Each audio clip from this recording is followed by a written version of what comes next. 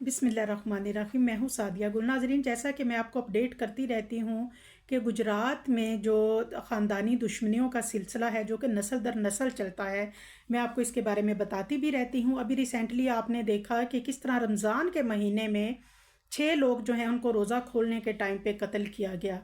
और इसी तरह अभी एक हफ़्ता पहले 2 सगे भाइयों को एक साथ कत्ल कर दिया गया और एक ही घर से 2 लाशें फिर उठाई गईं। यानी कि गुजरात में ये जो कत्लो गारत का सिलसिला है या ये नस्ल दर नस्ल जो दुश्मनियों का सिलसिला है, ये रुक नहीं रहा। इसमें कसूर किसका है?